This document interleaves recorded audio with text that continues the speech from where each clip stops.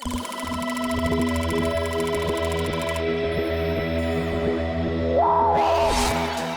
the world's oldest craniophagus twins. She is very quiet and to herself.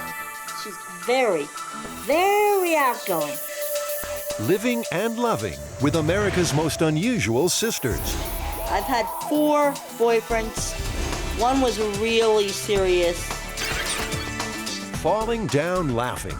1 minute standing there fine, and the next I'm on the floor. Solving the mystery. I searched for this gene for 10 years. Of a bizarre sleep sickness. We discovered it. A deadly brain condition. If it burst, I would probably be dead in less than a minute. And the neurosurgery that's left Jim with an extraordinary disorder. There was no face on that body to me. It was almost as though I had an aversion to faces. Face blindness. Animal magic. I look away for 10 minutes and look back. Now he's twice as big as he was. Leeches, bugs, and bees helping doctors save lives. The mystery of savant genius. At age 4.5, he'd memorized the first 8 volumes of the books of knowledge. He can play 20 instruments by ear, but can't tie his own shoes. There are no real clues here as to why he can do what he can do. The most incredible species on the planet is human.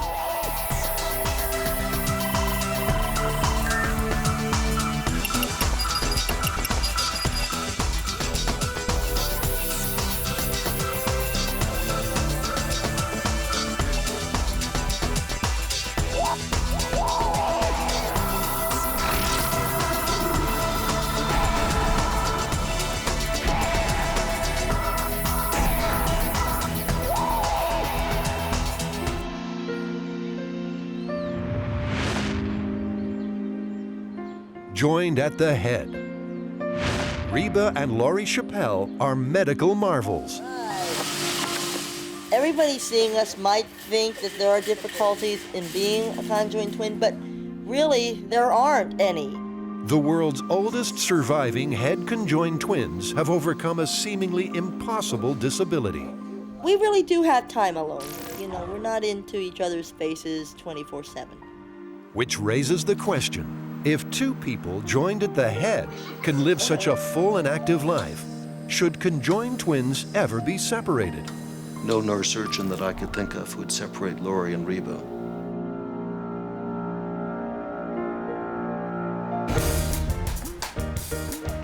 Reeba and Laurie share a high-rise apartment in Reading, Pennsylvania. Want your morning coffee? The 43-year-olds are craniophagus twins, joined by the skull. I don't want to have it too hot for you, honey. Kind of want dishes, kid. That they survive birth is a once-in-2 million chance. When you rinse it, sometimes it splashes. Laurie and Reeba share bone and vital blood vessels. Middle. Yep. Put the wide dish down. And in some curious way, they also share part of their brain. Yes, I understood you. They are unique individuals, and yet they share 30% of their brain. They're what's called the frontal lobe and the parietal lobe. Uh-huh. We are joined at the eyes and at that area up there, all around the whole circle. But we are conjoined by tissue, bones, and blood only. Our brains, we have 2 full functioning. We each have a full functioning brain. Conjoined twins are a once-in-100,000 occurrence. They develop from a single fertilized egg. Twins normally begin to separate into distinct individuals 13 days after fertilization. With conjoined twins, that separation fails. Perhaps rarest of all are these twins.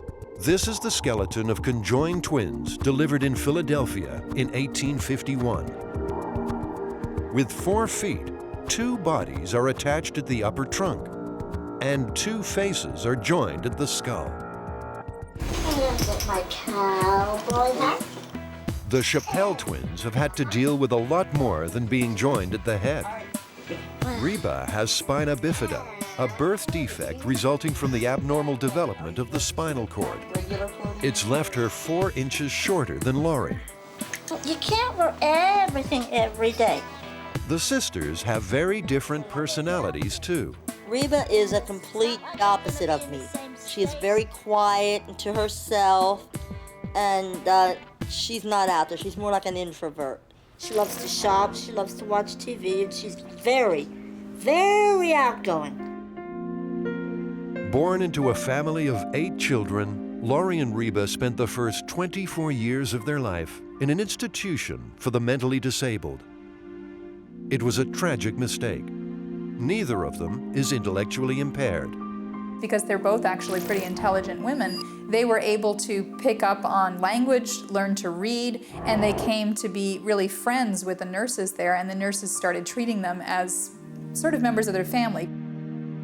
And that enabled them ultimately to get out of the institution.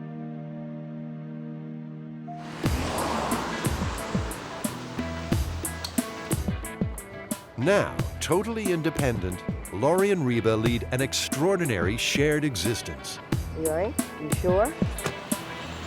Utterly individual, completely attached. We both love each other very much. But we don't have anything like any telepathies or anything like that. I mean, when she breaks a bone, I don't hurt. You know, I empathize with her, and, you know, it's not that I feel it. You're the best kid.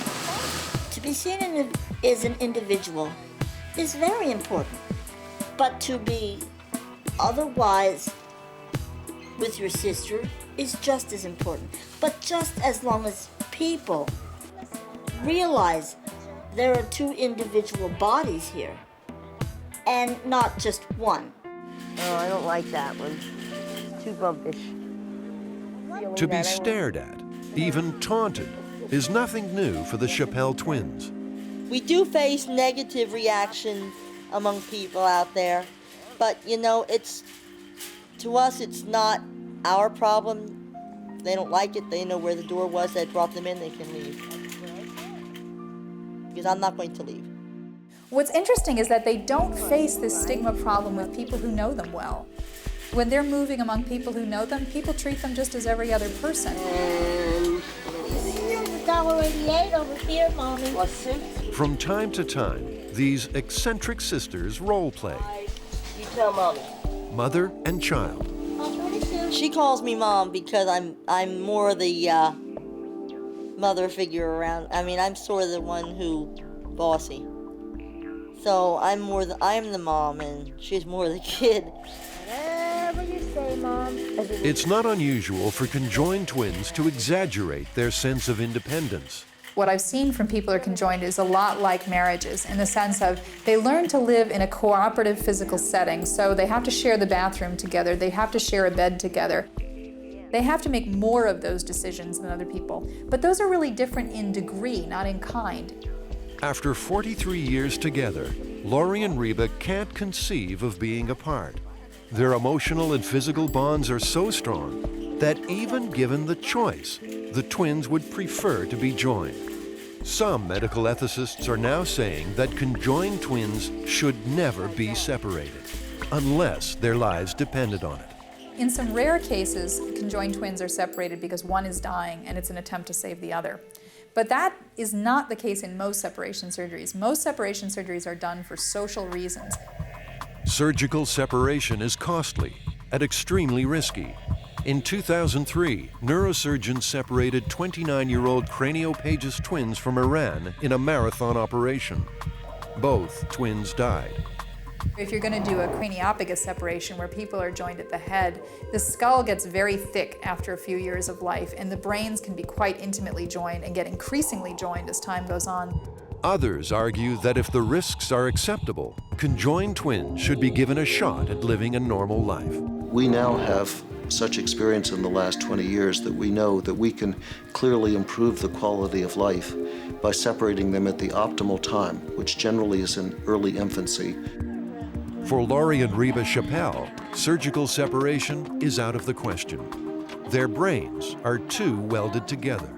I frankly think that either one or both would die as a result of the surgery because their conjoining is so complex and their shared brain tissue is so complex.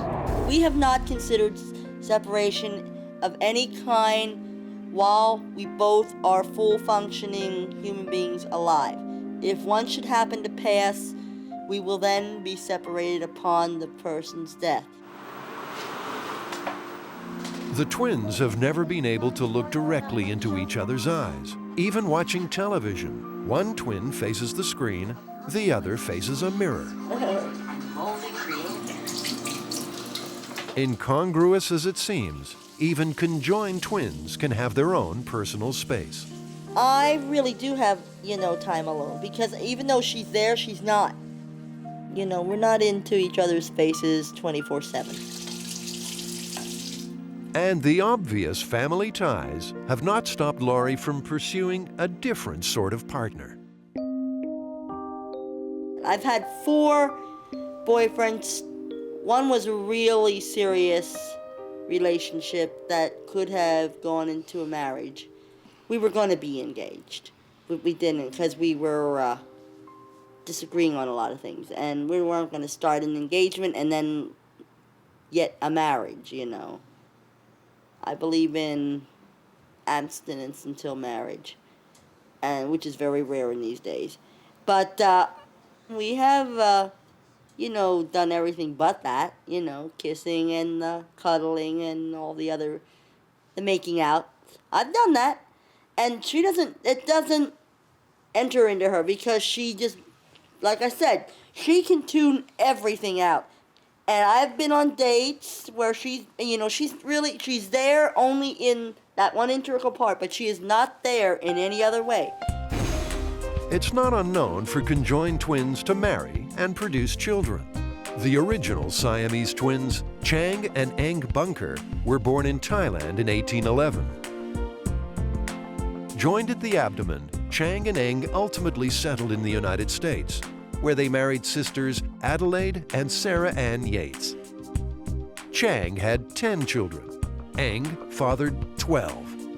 And they ended up actually maintaining 2 households. Chang and Eng would spend 3 days at one house and then 3 days at the other house in order to be with each family, but also to maintain separate families. Laurie and Reeba are in no hurry to start families of their own. For now, at least, they have their pets. And they'll always have each other. Boy, no! Relaxing, and a lot of this is mind over matter stuff, okay? One of the most complex and dangerous actions a human performs is to swallow. Every day we do it about 600 times. Each swallow uses 26 muscles in the mouth and takes about 20 seconds to complete. Get it wrong just once, and life can end very quickly. From the files of Medical Incredible, the strangest things that have gone down the hatch. It's time for a nice, light lunch.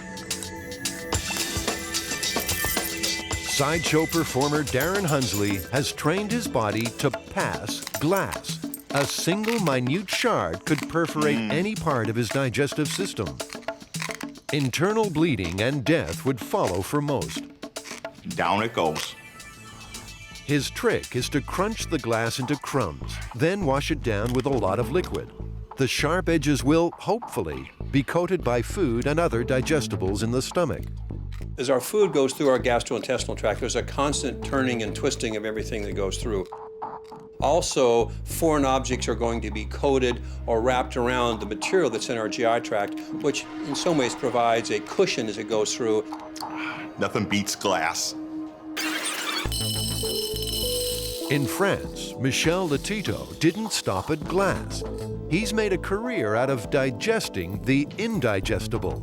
Starting with glass, he graduated to metal, devouring a bicycle chain intact. The bike went down well, though the chain was a problem and became stuck inside me. Fortunately, a doctor was able to extract it. Dr. Marzal has examined Letito for over 20 years. Other than discovering a stomach wall that was thicker than most, Marzal has found Letito to be perfectly average.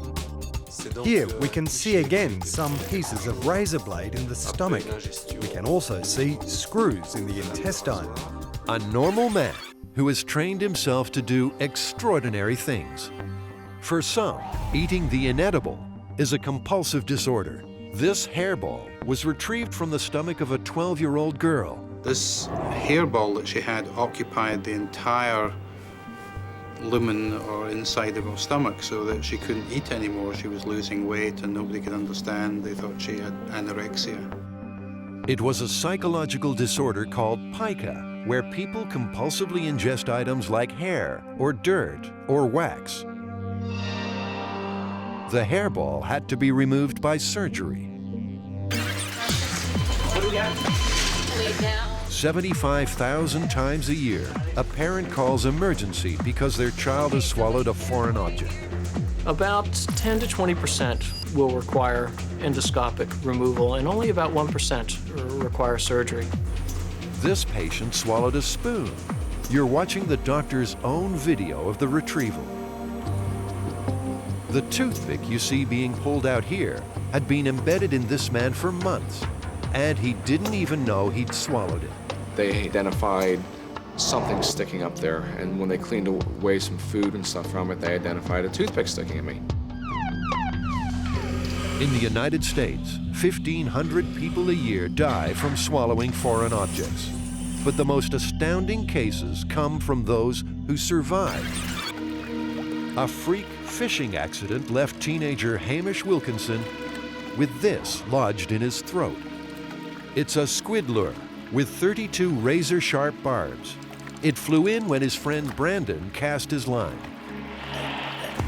Well, Hamish, lie down, lie down. When paramedics arrived on the scene, Hamish was choking to death.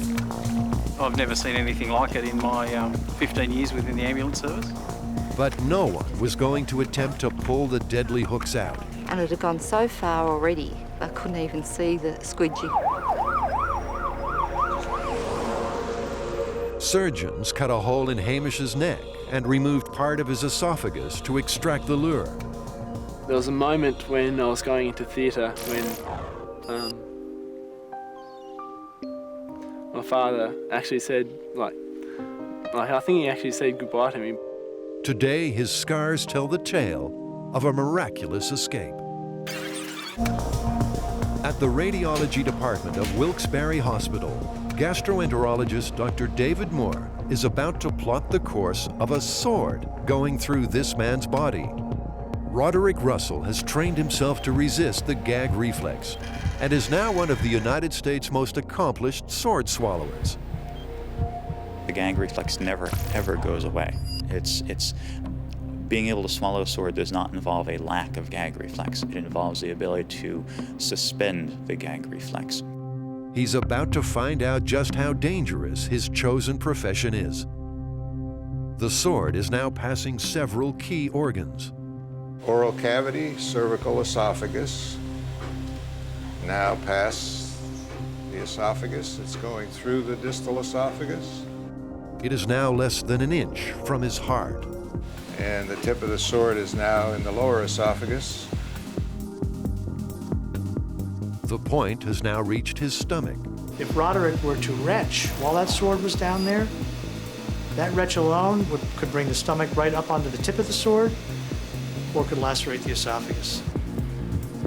Sword swallowers have played an important part in the development of endoscopes. They were the first to prove it's possible to insert hard objects into the stomach without inflicting damage on the way down. A rare case of medicine learning from the world of the sideshow.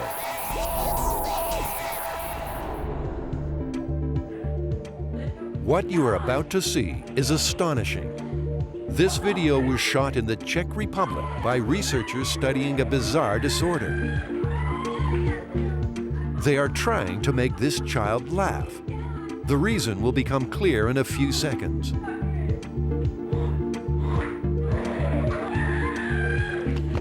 The child has suddenly fallen asleep.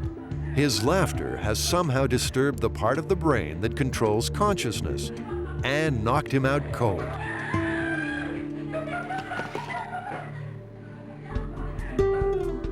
These children all suffer cataplexy, a short circuit to slumber. It's a medical contradiction. Too much excitement puts its victims to sleep. Cataplexy is defined by losing your muscle tone and being floppy suddenly when you're getting excited or happy, most often when you're laughing. Cataplexy is an extreme symptom of a condition known as narcolepsy, and 300,000 Americans have it. What we know of narcolepsy is that it's primarily a disorder where sleep is completely disorganized. Christina suffers from narcolepsy. It's a neurological disorder that can send her to sleep without warning, in an instant. 1 minute, standing there fine, and the next I'm on the floor, I mean, it just looks like I passed out or something. Little is known about narcolepsy, cataplexy, and a range of other disorders. Most people spend 27 years out of their lives asleep. But sleep is one of the last mysteries in biology today. Scientists don't even know why we need to sleep. What is a true function of sleep? Why everyone has to sleep 8 hours every night, otherwise you die? Then it's clearly subserving a very important function, but we have no idea what it is. But we do know these mixed up sleep patterns affect every part of a narcoleptic's life. School's still pretty terrible. My focus is really bad. I don't retain much information. Studying doesn't work well for me. Christina's sleep attacks are caused by a naturally occurring muscle relaxant in the brain. It's usually released when we dream. During rapid eye movements, or REM sleep, a person's brain activity goes into overdrive. The body releases a chemical to paralyze us, so we don't physically act out our dreams. Sleepwalking is what happens when that chemical is not doing its job. For reasons we still don't understand, narcoleptics experience REMs while they are awake. The natural paralytic is activated, so they lose muscle control and consciousness. Is in patients with narcolepsy, they have this very strange tendency to go straight from being awake to REM sleep. And that does produce all kinds of symptoms. For example, they may suddenly fall asleep and start to dream even before they are really sleeping. That produces hallucinations. Dr. Mignot has been treating Christina in the narcolepsy clinic at Stanford. You have hallucinations or things that's going on at night? I do get hallucinations, and those are terrifying. One time, somebody was coming in my room, and I couldn't do anything about it. I couldn't move, and then I woke up. Christina's condition is suppressed by medication. Dr. Mignot is trying to find a cure, but first he has to decode the part of the brain responsible for narcolepsy. The cause of narcolepsy, has been a mystery for over 100 years. I mean, we had no clue what was causing it. He turned to the animal kingdom for clues. Certain fish displayed similar behavior patterns to narcoleptics, but these dogs gave him the answer. When excited, the Dobermans fall asleep, the exact symptoms of cataplexy. Dr. Mignot traced the dog's condition back through several generations. He realized that narcolepsy is genetic. They're both completely paralyzed by the excitement, you see? For 10 years, he tried to trace the defective gene. And in 1999, we discovered it. Dr. Mignot also found a chemical in the brain called hypocretin. In normal brains, it keeps the person awake. Sufferers of cataplexy don't have that chemical. It keeps you awake by stimulating your brain cells, and we have to find a way to replace that. This breakthrough gives hope to sufferers like Christina. With a condition that makes you literally fall down laughing, Christina always has to have her wits about her. My best friend still thinks it's hilarious to, before I take my pills in the morning, to get me to laugh so that she can watch me fall down, and she has power over me.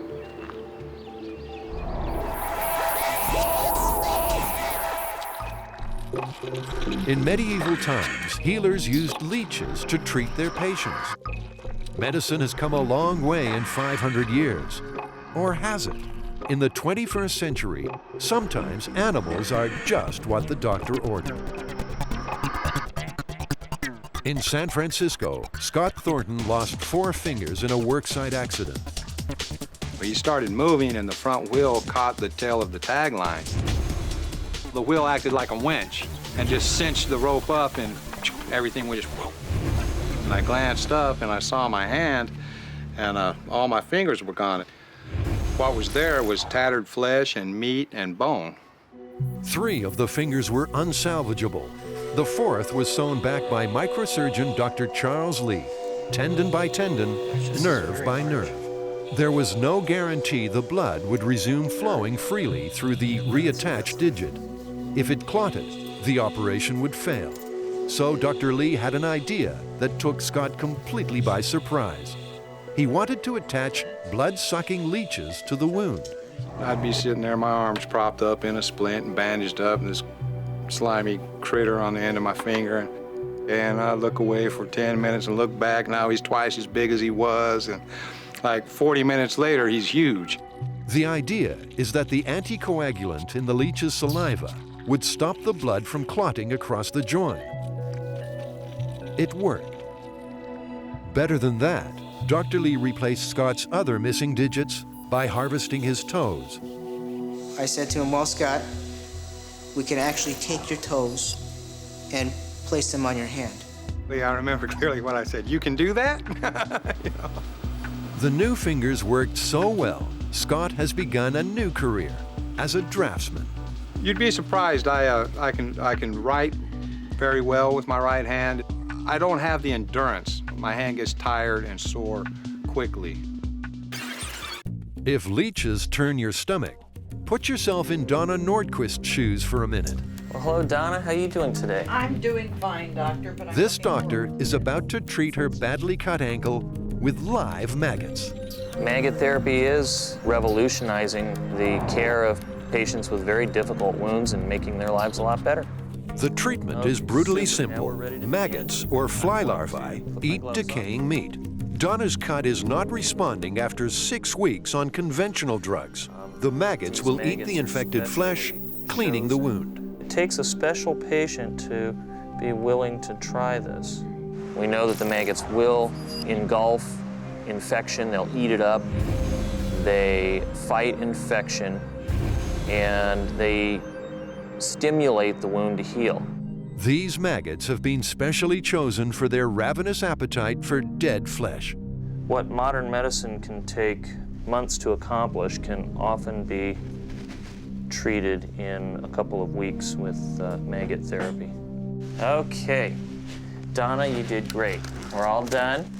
And we'll see you in a couple of weeks and a few more maggoty sessions, Donna's ankle will heal. Tremendous Thank you, doctor. In Egypt, patients are allowing themselves to be stung by bees. Lots of them. In ancient times, bee stings were used to treat rheumatism and colitis. Today, doctors are still employing the bee to help carriers of hepatitis B, a virus that attacks the liver. Dr. Hassan Shabi will sting his patient between 3 and 25 times per session. It's not a cure for hepatitis, but it relieves the symptoms for long periods. One theory is that the sting stimulates the patient's immune response. Another theory is that the attack itself prompts the patient to induce its own supply of endogenous interferon to fight the viral infection. According to Dr. Shabi, it's 100% effective. Pain today, gone tomorrow. Dogs are known to have advanced senses of smell. Doctors are now discovering just how advanced they really are. Could it be that canines can actually smell cancer? A dog's ability to see scent would be like our ability to see colour, really. It's a completely different world. In England, Gil Lacey's dog started acting strangely when it was near her. Is it Sam? One day when she was walking past me, she suddenly came towards me and sniffed at a mole on my leg. And every time she came past me, she would sniff suspiciously at this mole and lick at it and nibble at it. The mole turned out to be a malignant melanoma. It was removed by surgery. Her dog's early signals may have saved Gil's life. It was caught in a very, very early stage. So luckily for me, they were able to take it all away and said it would be okay. Medical researchers are now working with dog trainers to see if canines can consistently detect the presence of cancer in humans. The earlier cancer is detected, the better the prospects for survival. Hello, you. This cancer hound is about to be put to the test. A urine sample has been taken from a patient with bladder cancer. Other urine samples without cancer are also laid out. The dog is supposed to lay down next to the sample containing cancer compounds.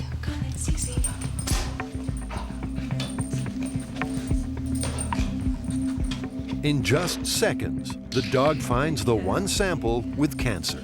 If our dogs can be recognizing cancer or cancers at an early stage, that at the very least would complement what modern health services are already, of course, offering. Clever girl. Humans have about 5 million receptor cells for scent. Dogs have 50 times that many. Dr. Church is hoping that, with the help of dogs, early detection of cancer will mean early intervention and lives saved.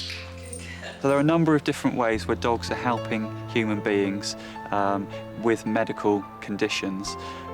Quite where it will lead, I mean, that's the excitement of it all, really, that we're pushing back boundaries of knowledge, and where we'll be in 20 years' time, we really can't say. Imagine a world in which faces no longer exist. There was absolutely no face at all. A lonely existence where even family members are alien. I don't really want to understand it. I want them just to be able to see me. And where friends become foreigners. They feel like when they go out into public, they're often snubbing people that they're friends with. This is the bizarre face of prosopagnosia, where even reflections reveal strangers. Well, looking in the mirror, really, I see my shirt, my glasses, my mustache, and with looking, I see my hair. And there is a face, but I don't know. I don't recognize it. I know it has to be me because this is a mirror and I'm standing here, but I don't recognize me as being me. In 1992, Jim Cook lived a very normal life.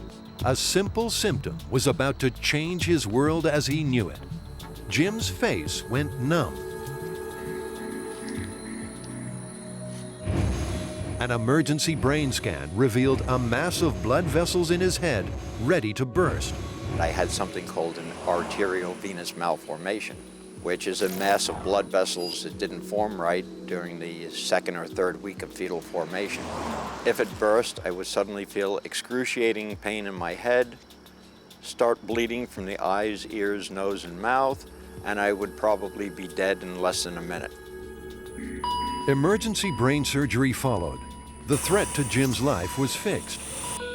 He was relieved, but unaware that his world was about to be shattered. Shortly after his operation, Jim was watching his favorite police show when he noticed something very peculiar. Jim realized all the faces looked blurred, not just the criminals.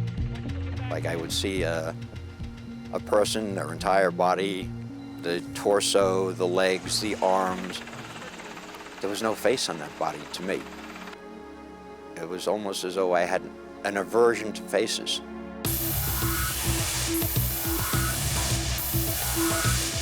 And it wasn't just the TV image.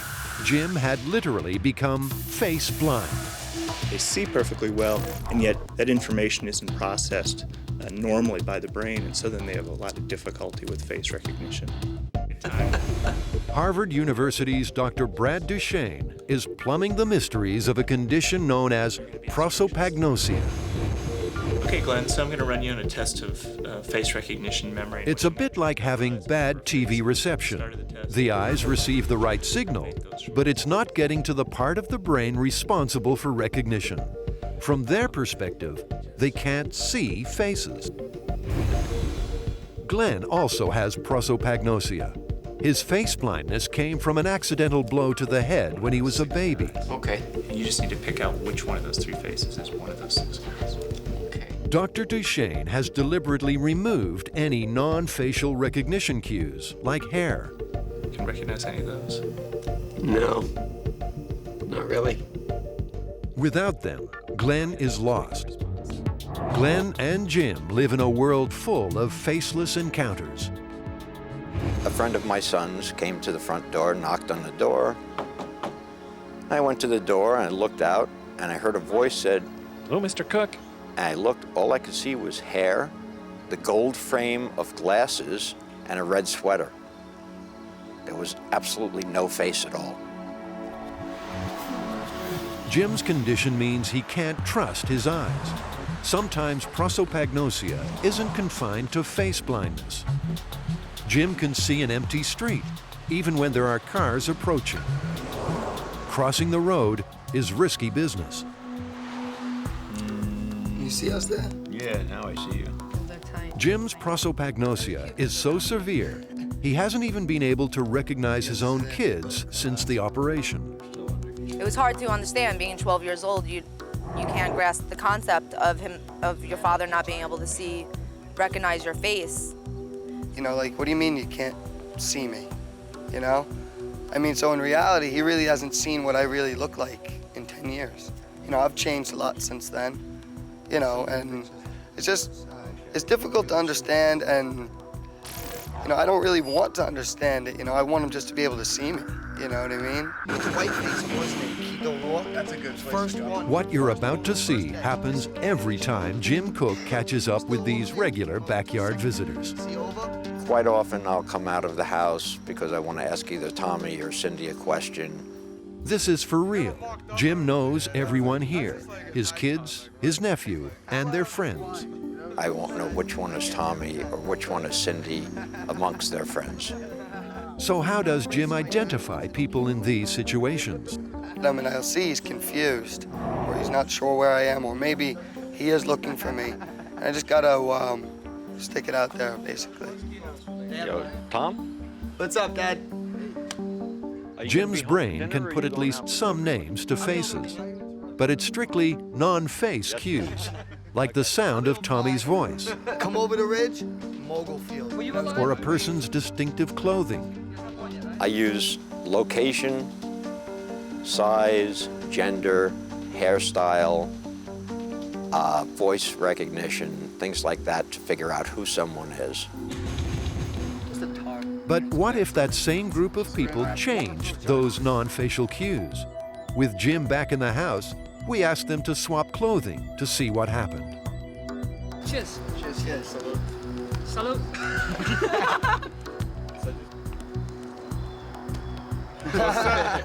It's only been 2 minutes since he was last out here, but now Jim can't recognize anyone. Tom? It's not until he hears Tom's voice Tom? What's up? You expecting more people over? that he knows which one of these strangers is his son. The only upside to prosopagnosia. The way Jim sees it, you're always meeting new people. It's sort of interesting seeing the same old person as a new person every time you see them. Even if it's your own flesh and blood. Who are you? I'm your nephew. Oh, okay. Okay, be like that. Okay. See you, Mr. Cook. I don't know, whatever he's cooking. Sometimes the brain tells the body lies. Brain betrayals are hard to diagnose and even harder for others to understand. And they are some of the most bizarre cases in medicine. Mary Rose has one of the most mystifying conditions in the world. she can actually see sound. That makes sense. When people talk, their words to Mary Rose come out like a rainbow. Every letter of the alphabet has a distinct color.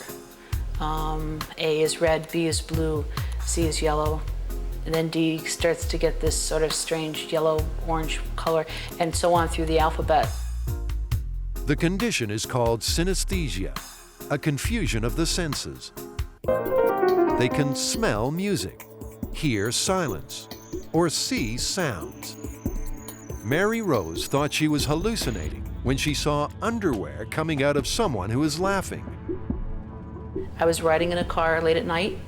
A friend of mine was sitting in the back seat and started laughing. And all of a sudden, these starched white pinafores came over the shoulder, here.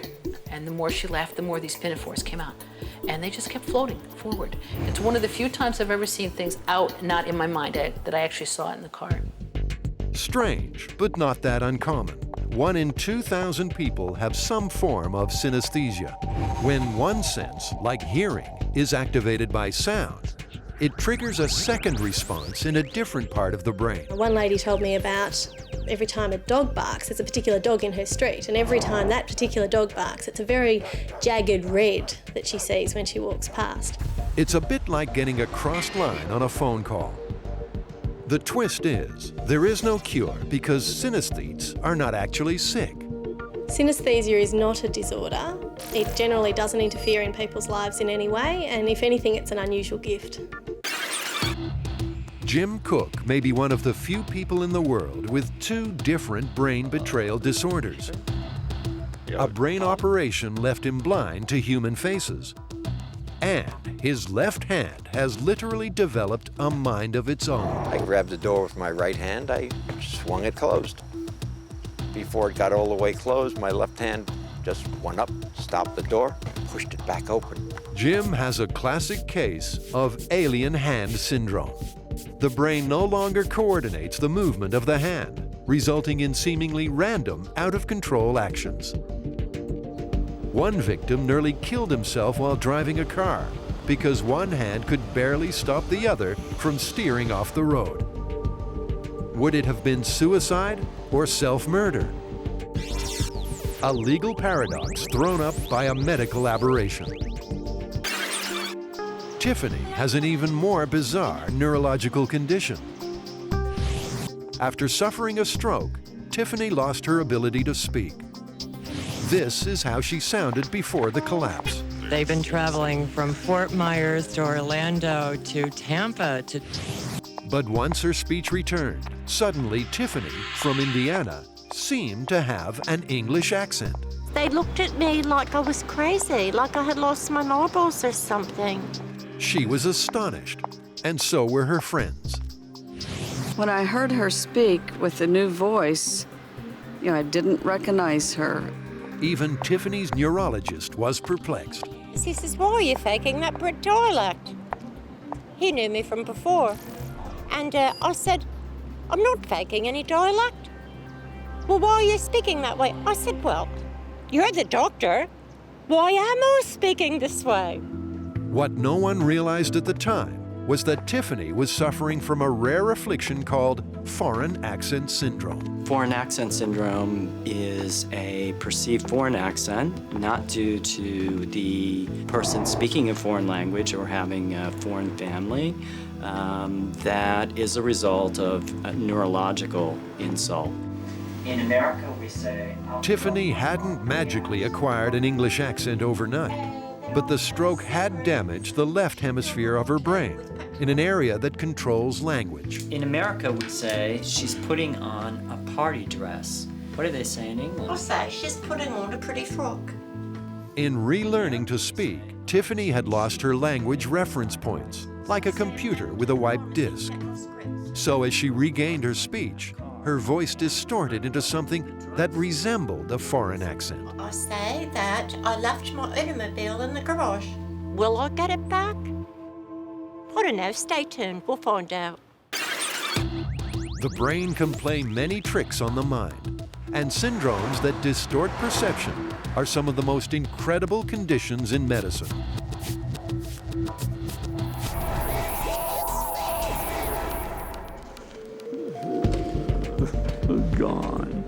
Don't be fooled by this man's strange manner. Furthest south. Or the fact that he can't brush his own teeth. Furthest. Kim Peek has read more than 7,000 books and remembers every fact. Henry Harrison, Tyler Polk, Taylor Fillmore, Pierce Buchanan, Lincoln, Andrew Johnson, Grant. We've done a total of 30 shows on the road, actually. And don't be misled by this man's autistic rocking back and forth. Tony Dubois is blind. He can't tie his shoelaces.